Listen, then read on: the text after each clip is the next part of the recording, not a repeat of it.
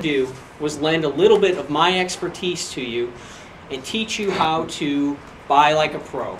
The goal tonight is to give you some tips and tricks and basically show you a little bit more about the car sales role and kind of demystify the whole process for you. So how many of us here have purchased a vehicle in the last 2 to 3 years? Okay, that's a fair amount. I myself has also recently purchased a vehicle. Now, how many of us here plan on purchasing a vehicle within the next few years? All right, another good amount of people. So hopefully this information will be very valuable for you this evening. Let's be honest. When you purchase a vehicle, it can be one of the most nerve-wracking experiences. You're forced to make key decisions in a very short period of time, and the mistakes made can live with you often throughout the life of that vehicle. So tonight, what I want to do is share with you a 4-step process to help you buy like a pro. But first, it's important to establish some ground rules about how to buy a vehicle, and these are just good thoughts to have. The first thing is you want to establish a budget. You want to know how much you want to spend, whether that's a monthly payment or a total amount. So make sure you establish a budget first and foremost before you ever step foot on a lot.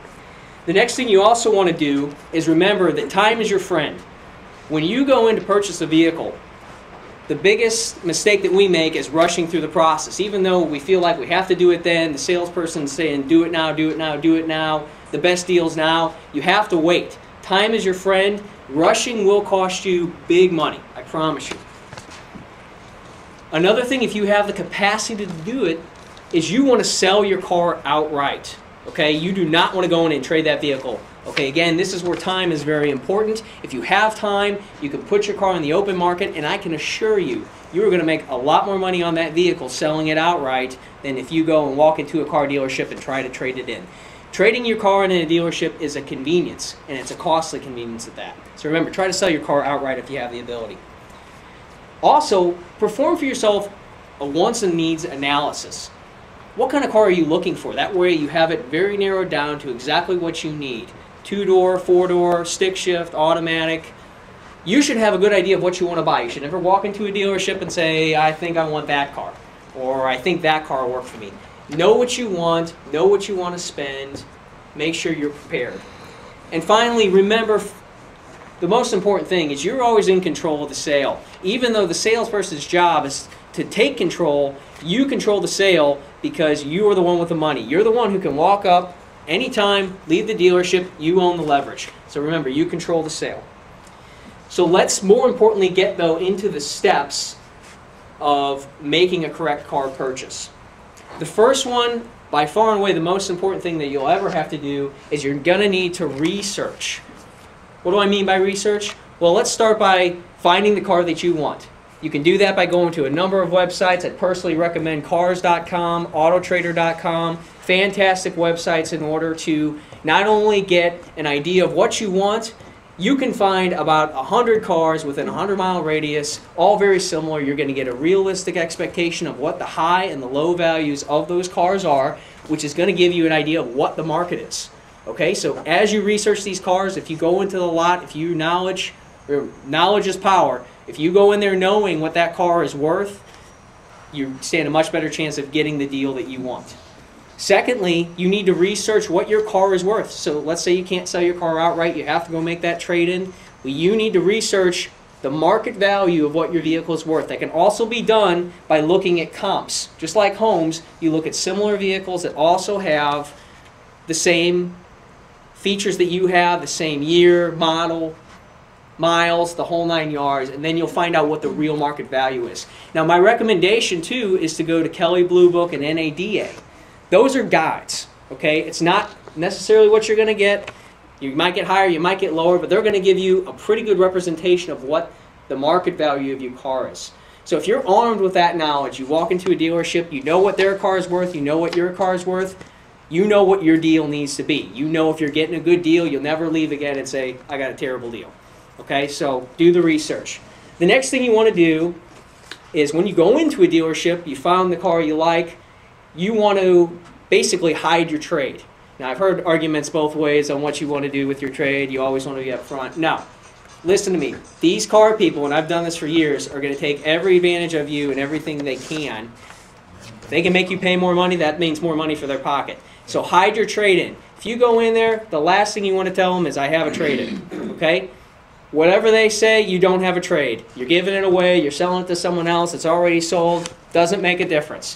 What that does is allow you to leverage the situation, and basically, when a car dealer brings you a number on a car, okay, I'm going to buy car X, and it's going to cost you X amount of money. If you have a trade-in, if you combine those two numbers, that's the number you see.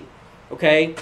Their vehicle less your vehicle equals the total price. The problem with that strategy for us consumers is that that doesn't allow you to really know what they're selling their car for, nor does it allow you to know what they're buying your car for.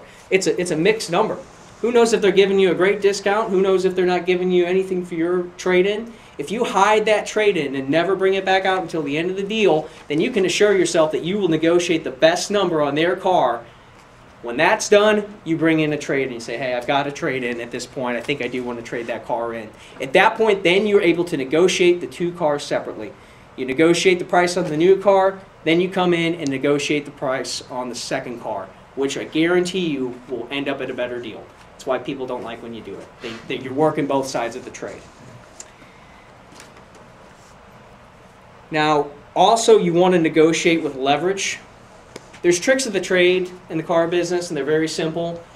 How many of us here have bought a car, and who cares what the price is? I just want a monthly payment, right? Okay, whatever your monthly payment is. I can back you into a 72-month loan at a payment you want and charge you whatever I feel like. Okay, so don't fall into the payment trap.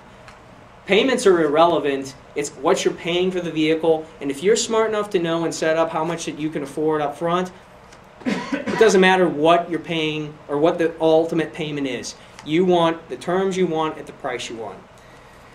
Now also, trade value, again, is undisclosed a lot of times when you do bring your trade in too soon. So make sure, again, bring that trade in late into the game. Also for new car buyers, I know Howard purchased a new Malibu, right? Okay, new car buyers, incentives and rebates, they're all great, wonderful things. Don't let a dealership use incentives and rebates against you. That's money that's given to them by GM, by Ford, by whomever. That's not dealer money. It doesn't come out of their pocket. Rebates and incentives aside, always make sure you're still negotiating your best price. And I think the most important thing about buying a car is you have to be prepared to leave. Get up and walk out that door, because I guarantee you that salesman is going to call you back in 24 to 48 hours with the same deal, if not better. Don't fall into the, you got to do it now, my manager's making the best deal he can, I've got special buyers on the lot, I've got this, I've got that. No. Be prepared to walk out. I don't know how many times people have walked out on me, and guess who's calling who? I'm calling them to get them back in. So be prepared to walk out. Remember, it's not personal, it's business. These people will be your friends and give you lots of kudos all the way through the process, and at the end turn and say, oh geez, I thought we had a great relationship. Hey, when you sit down and negotiate, it's business, okay? They're not going to come to your family outing because you spent a little bit of extra money with them. Just negotiate hard, be a business person in that. Don't let emotions get involved in what you're doing. So negotiate with leverage. Finally, preparations. This is the thing that I think a lot of people miss out on, is in the F&I department, the finance and insurance department, which is the back office, the place where we go and mysteriously wait forever to go see this person who's going to work out our terms and conditions. Those products are filled with excess profits. Okay? So don't walk into a dealership saying, oh, I need to get financed, I need to do this. Line up your own financing. We all have a bank that we use or a credit union. I personally like credit unions because you never know, you always know what the rates are, they're published. A lot of people walk in, have maybe iffy credit, okay? Guess what? As a finance person, I could raise you 2 or 3 points on a loan, and I make all that profit for my dealership. It wasn't uncommon to make $1,000 per copy, which means $1,000 per car every time we sold a car, which is additional profit just in the back end of the F&I department. So make sure that you line up your own financing, come in prepared, use a credit union, again, that's a personal choice. Make sure you shop around for a warranty. If you're going to buy a Ford Fusion, Don't call the dealership you're going to. Call the dealership down the street and see what they'll sell you the warranty for, because they'll probably sell it to you for cheaper. Just go in there armed with that knowledge.